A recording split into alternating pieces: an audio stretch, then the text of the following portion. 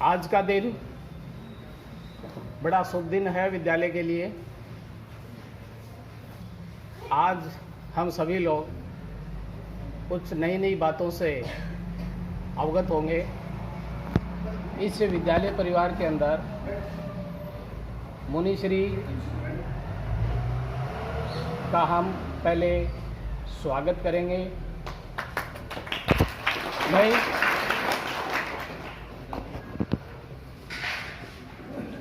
ओम बोलिए आप, ओम और हम, ओम और हम, ओम और हम।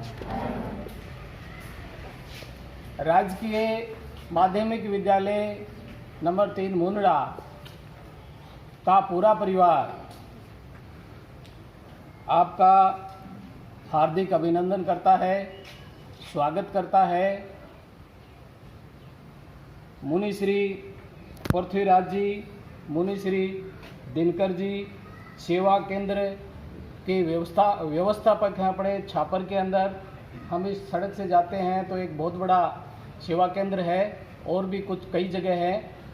जब हम देखते हैं कि ये बड़े बड़े जगह है, स्थान जहाँ बहुत सारे आदमी बैठ सकते हैं, वहाँ जो आदमी आते हैं उनकी व्यवस्था करने के लिए, उनको कुछ अच्छी अच्छी बातें जीवन बताने के लिए, जीवन की, ये मुनिश्री हमारे छापर के अंदर विराजित रहते हैं। ये हमारे छापर कस्बे का बहुत ही बड़ा सौभाग्य है। इसके साथ ही चतुर्मास व्यवस्था समिति के अध्यक्ष श्रीमान जी माणकचंद जी बूचा अभी पधारी रहे हैं। अनुवर्त सेवा समिति के अध्यक्ष श्रीमान प्रदीप जी सुराणा से अपन कई बार परिचित हो चुके हैं। पूरे छापर कस्बे के विकास के धनी, दान के धनी, काम के धनी, हर प्रकार की व्यवस्था के धनी भाई श्री सुराणा जी, आप सभी का माध्यमिक मुंदड़ा विद्यालय स्वागत करता है, आभार व्यक्त करता है कि आज के दिन मुनिश्री हमारे इस आंगन के अंदर आए। निश्चित ही ये एक खुशी का विषय है कि अब ये विद्यालय और तरक्की करेगा, उत्तरोत्तर तरक्की करेगा। मुझे जहाँ तक ज्ञान है, मैं पहली बार मुनिश्री के दर्शन इस विद्यालय में कर रहा हूँ, तो हमारे लिए बहुत बड़ी खुशी की बात है। विद्यालय संचालित होते बहुत दिन हो गए और हमारा प्रयास भी बार बार रहता है, लेकिन समय नहीं मिल पाता है। और आज आपने थोड़ा समय निकाल करके हमें जीवन जीने की जो बातें बताएंगे, जिससे हम बहुत दूर रहते हैं, केवल किताबों को पढ़ते हैं। जीवन जीने की जो कलाएं हैं वो अणुवर्त के अंदर, तो उनसे हम परिचित होंगे। अब आगे की बातें जब समय मिलेगा तब करेंगे। मैं भाई जी श्री सुराणा जी से निवेदन करना चाहूँगा कि अब कार्यक्रम को आगे किस प्रकार से बढ़ाएं, आप हमें निर्देश दें। छापर सेवा केंद्र व्यवस्थापक तपोमूर्ति संत मुनिश्री पृथ्वीराज जी स्वामी के पावन चरणों में मेरे श्रद्धा सुमन समर्पित। मुनिश्री दिनकर जी स्वामी के प्रति सहभक्ति वंदन। शिक्षा जगत के कर्णधार, इस शाला के प्रिंसिपल सम्माननीय मंगेजा राम जी, शिक्षकगण, शिक्षिकाएं एवं मेरे हंसते खेलते मुस्कुराते व्यक्तित्व के धनी अनु छात्र छात्रा। अनुवर्त उद्बोधन सप्ताह छापर में चल रहा है, वो पूरे भारतवर्ष में चल रहा है। इसके अंतर्गत विभिन्न तरह के कार्यक्रम है और आज अनुवर्त प्रेरणा दिवस अनुवर्त समिति छापर मुनिश्री के सानिध्य में आपके विद्यालय में मनाने जा रही है। अनुवर्त केवल जैन समाज का नहीं, तेरापंथ समाज का नहीं, यह आचार्य तुलसी ने पूरे मानव जाति के लिए अणुव्रत आंदोलन दिया। अणुव्रत का मतलब छोटे छोटे संकल्प लेकर के हम अपने जीवन का सर्वांगीण विकास कर सकते हैं। और इस संबंध में मुनिश्री आपको पूरा विस्तृत रूप से जानकारी देंगे कि अणुव्रत से चाहे व्यापारी हो, शिक्षक हो, छात्र हो, इंजीनियर हो, डॉक्टर हो, मजदूर हो, हर व्यक्ति के लिए अणुव्रत जीवन विकास के लिए सहायक है। मैं अधिक समय नहीं लूँगा क्योंकि मैं चाहता हूँ और मैंने ये अणुव्रत का प्रेरणा दिवस इस विद्यालय में इसलिए रखा ताकि अणुव्रत के संबंध में आप सभी को जानकारी मिले।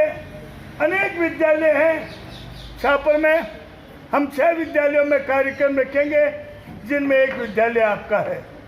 और मैं मंगेदार राम जी के प्रति कृतज्ञता ज्ञापित करता हूँ कि उन्होंने यहाँ इस विद्यालय में इस कार्यक्रम को रखा। अणुव्रत समिति की ओर से आपका हार्दिक आभारी हूँ। और अब मैं निवेदन करूँगा मुनिश्री दिनकर जी से कि वो अणुव्रत गीत के साथ इस कार्यक्रम का प्रारंभ करें।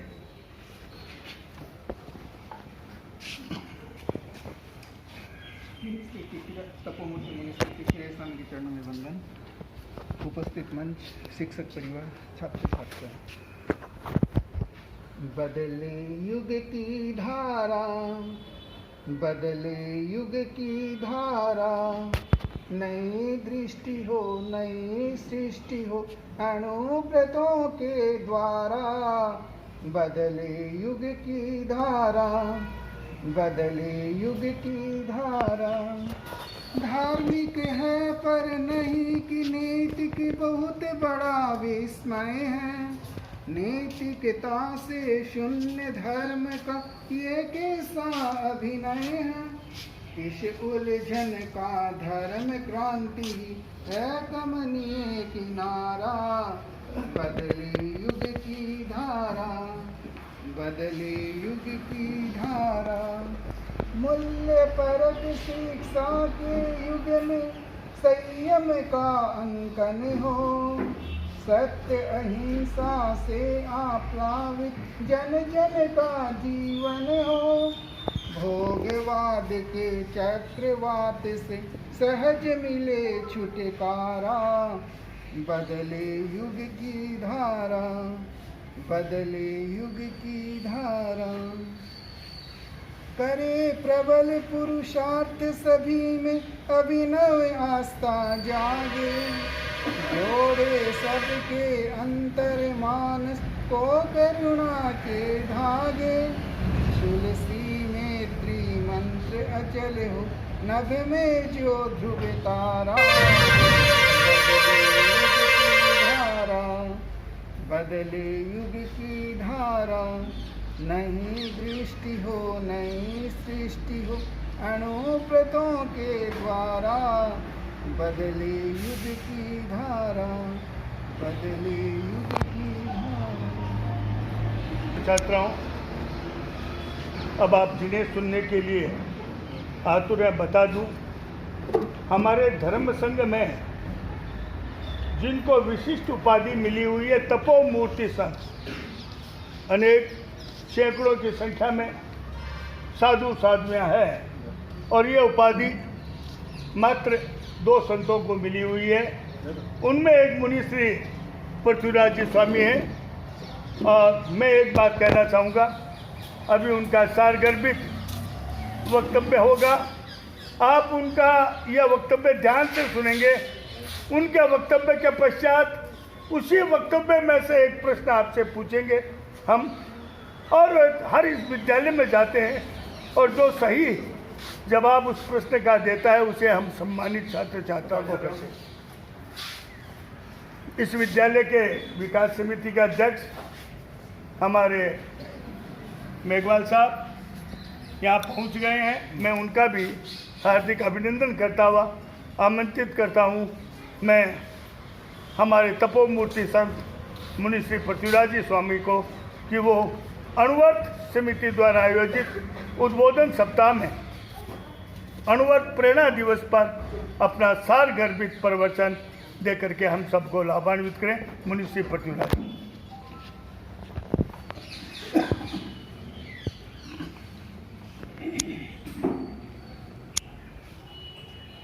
भवबीजाङ्कुर जनना रागाद्याश्रय मुपागतायस्य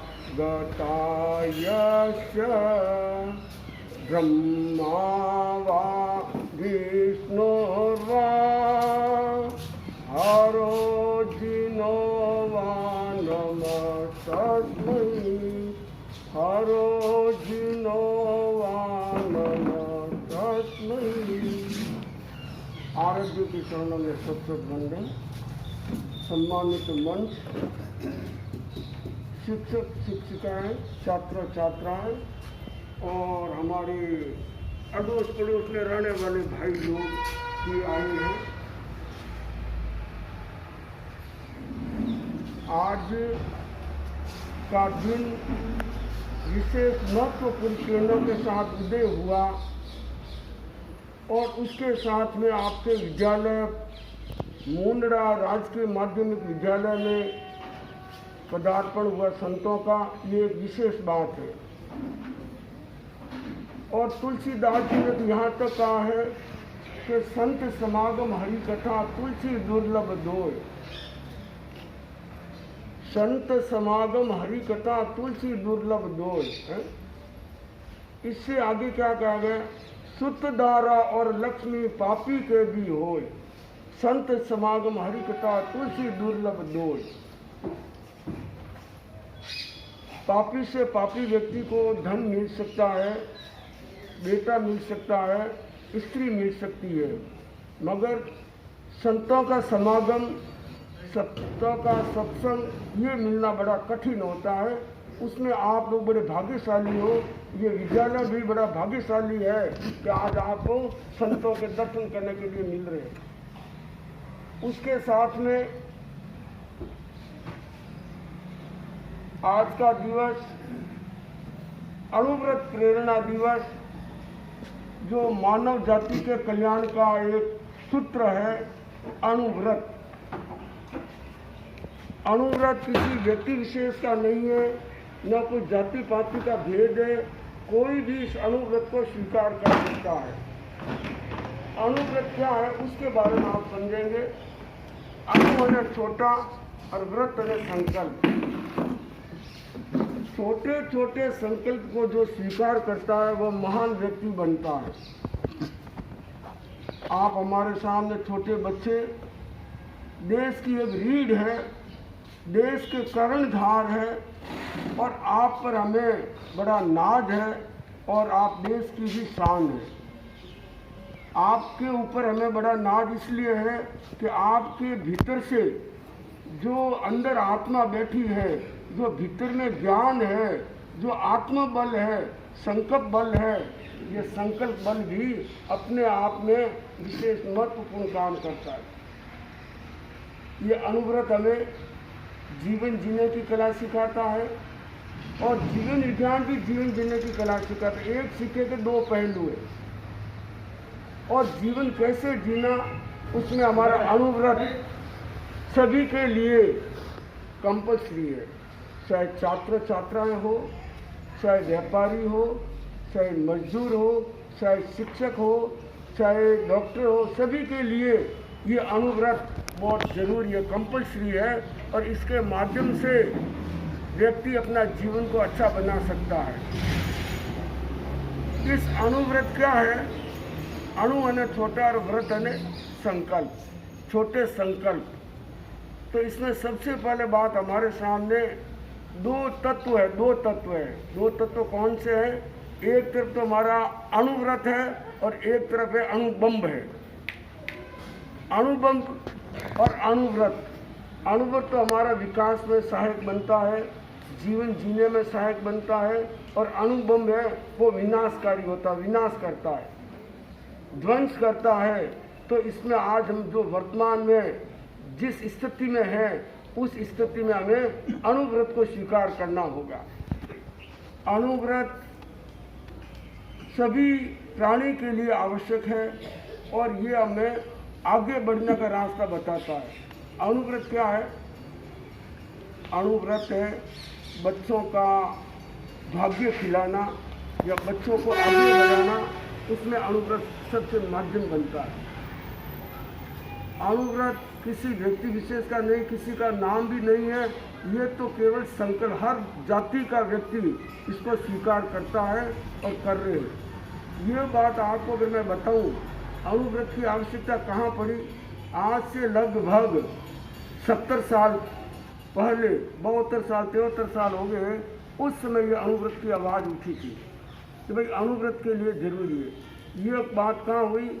जब आचार्य तुलसी इस अणुव्रत आंदोलन के प्रवक्ता और वो यात्रा कर रहे, कलकत्ता की यात्रा, तो रास्ते में पटना आया। पटना वहाँ पर डॉक्टर जाकिर हुसैन उस समय राष्ट्रपति थे, उपराष्ट्रपति भी थे, तो उन्होंने उस समय आचार्य तुलसी का स्वागत के लिए वहाँ पर आए और उन्होंने स्वागत किया।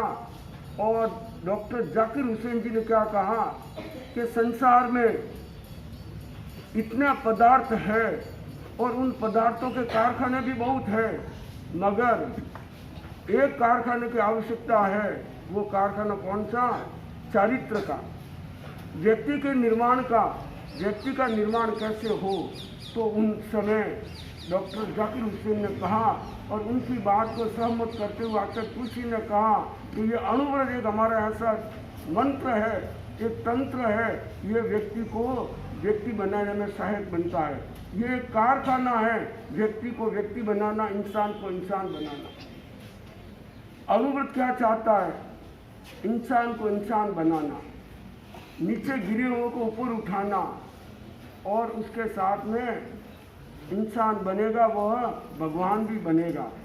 तो अणुव्रत हमें प्रेरणा देता है कि हमें जीवन में कैसे रहना।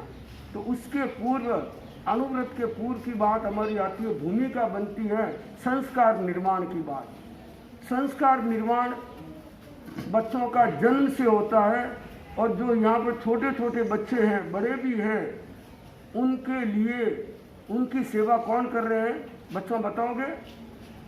बच्चों की सेवा कौन करते हैं? बोलो बोलो बोलो, आवाज़ आ रही है, जोर से आवाज़ आएगी। माता पिता एक नंबर, और दूसरा नंबर किसका आएगा? बोलो। दूसरा नंबर आएगा हमारे विद्यालय का। सबसे पहले माता पिता संस्कार देते हैं घर में, और उसके बाद में विद्यालय में जो हमारे शिक्षक शिक्षिकाएं हैं वह आपके ऊपर 4 घंटा 6 घंटा 8 घंटा ड्यूटी देकर आपको अच्छे संस्कार दे रहे हैं। तो सबसे पहले हमारा संस्कार माता पिता देते हैं। तो हमारा दायित्व बनता है कि माता पिता को प्रणाम करना। जो बच्चा माता पिता को या बड़ों को प्रणाम करता है उसका जीवन सुखी बन जाता है, और वो प्रणाम करने से उसको 100 में से 100 नंबर आते हैं। क्यों?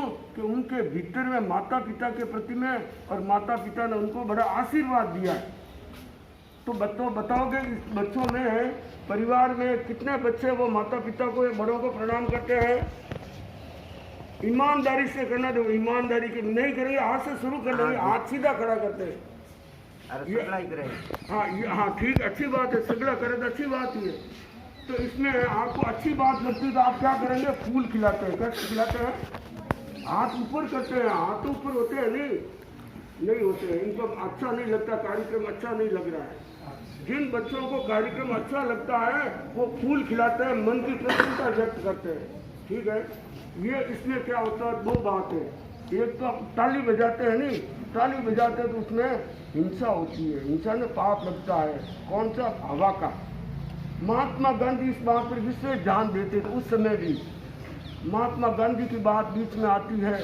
महात्मा गांधी जब साबरमती गुजरात में उनका आश्रम था और वहाँ आश्रम में वे पाट को इधर उधर ले जाना था। पाट को, ये टेबल है, तो उन लोगों ने क्या किया, लेबर ने पाट को खींचने लगे, जमीन से खींचते। तो महात्मा गांधी ने कहा ये पाट ऐसे नहीं खींचते, इसे खींचने से वायुका की हिंसा होती है। महात्मा गांधी कहते हैं। और उसके बाद में एक बार की बात, पानी में भी जीव है, पानी खुद जीव है, पानी में भी जीव है। आप कहेंगे पानी में जीव होता है क्या? पानी में जीव होता है। ये वनस्पति है सारी, इसमें भी जीव है। जितने झाड़ है, पेड़ पौधे हैं, वो भी जीव है। तो एक बार वे बाहर गए, लेटरिन गए थे और वापस आए तो पानी का लोटा भर के आए। पानी का लोटा होता नहीं, वो आधा लोटा रहा, हाथ धोया, मुंह धोया, आधा लोटा बच्चा अपने टेबल पर रख दिया। इतने में गोपाल कृष्ण गोखले आए और उन्होंने कहा, महात्मा गांधी जी आप बड़े कंजूस हो। अरे नदी तो पास में बह रही, साबरमती नदी, इतना पानी है तो क्या लोटा भर के खाली करके लेट करते या पूरे भर के आते? गांधी जी ने क्या उत्तर दिया कि गोखले जी ये पानी हमारे लिए नहीं है, ये पूरी मानव जाति के लिए पानी है, पशुओं के लिए पानी है। इसको पानी को थोड़ा बहुत भी अगर हम वेस्ट करते हैं या अनावश्यक ढोलते हैं तो हमारी उसमें पुण्य ही हल्की हो जाती है। जो आज आपको ये सुविधा मिल रही है नहीं, वो सुविधा नहीं मिलेगी। समझते बच्चे मेरी बात? जो पानी ज़्यादा ढोलते हैं या बिजली को ज़्यादा जलाते हैं, उनके लिए क्या होता है, उनके लिए उनको जो सुविधा मिलती है वो कम हो जाती है। अणुव्रत हमें आध्यात्मिक ओर ले जाता है, आध्यात्मिक है धर्म की ओर ले जाता है। और अणुव्रत छोटी छोटी बात बताता, सबसे पहली बात बताता है अणुव्रत, परीक्षा में नकल नहीं करना। जो बच्चे नकल करते हैं वो आगे जाकर भगवान नहीं बन सकते, प्रधानमंत्री नहीं बन सकते हैं और न कोई मुख्यमंत्री बन सकते हैं। इन्हीं आत्माओं में से जो आप लोग बैठे हैं, इन्हीं में से प्रधानमंत्री बनते हैं, इन्हीं में से मुख्यमंत्री बनते हैं, इन्हीं में से राष्ट्रपति बनते हैं। वो कब बनते हैं? जो अभी आपको बात बताई पहले कि जो थोड़ा सा विवेक रखता है, विवेक विनम्र होता है, और जो बालक विनम्र नहीं है तो उसके लिए थोड़ा विनीत होना जरूरी है। जैसे आपको सबसे पहली बात बताई प्रणाम की बात, माता पिता को प्रणाम करना। तो हम प्रणाम करेंगे तो उसका परिणाम आएगा, और प्रणाम नहीं करेंगे तो परिणाम कहाँ से आएगा? तो आवश्यकता है कि सबसे पहले घर में उठकर बड़ों को प्रणाम करते हैं, एक बात। दूसरी बात है, जो विद्यालय में आकर शिक्षकों को प्रणाम करता है, शिक्षिकाओं को प्रणाम करता है, वो बालक कौन कौन है? देखो, विद्यालय में आकर जो शिक्षकों को प्रणाम करता है या शिक्षिकाओं को प्रणाम करता है, वो बालक 100 में से 100 नंबर आता है उसके। जो बालक प्रणाम करेगा तो अगर मान लो आज से आप देख लो, आज का दिन हमारा शुभ दिन है, और आज के दिन से हम परिवार में भी बड़ों को प्रणाम करेंगे और घर जाकर बताएंगे कि हमारे विद्यालय में एक संत महात्मा आए थे, उन्होंने ये बताया कि सबको बड़ों को प्रणाम करना, और प्रणाम करने से हमें आशीर्वाद मिलता है। दूसरी बात, जो हमारा विद्यालय है, विद्यालय, इस विद्यालय में आकर अगर शिक्षक आपके लिए इतनी मेहनत करते हैं, इतना समय लगाते हैं और आपका इनका दायित्व वो पूरा करते हैं, मगर आपका दायित्व क्या होता है कि सीधे गेट के अंदर घुसते ही पहले जितने शिक्षक हैं, शिक्षिका हैं, उनको सबको प्रणाम करना। और जो बालक प्रणाम नहीं करता है तो आज से शुरू करेगा, उससे 100 में से 100 नंबर आएंगे। दूसरी बात है जो आपको बताई गई, परीक्षा में नकल नहीं करना। जो बच्चा परीक्षा में नकल नहीं करता है उसका सम्मान होता है। प्रदीप जी ने अभी क्या कहा, जो अच्छा बालक होता है, सुनता है, अच्छे ढंग से सुनता है, फिर हमको उसको कोई प्रश्न पूछते हैं, वो उत्तर देता है, उसका सम्मान करते हैं। तो इस सम्मान के बात में एक बच्चा स्कूल में पढ़ रहा था और पढ़ते पढ़ते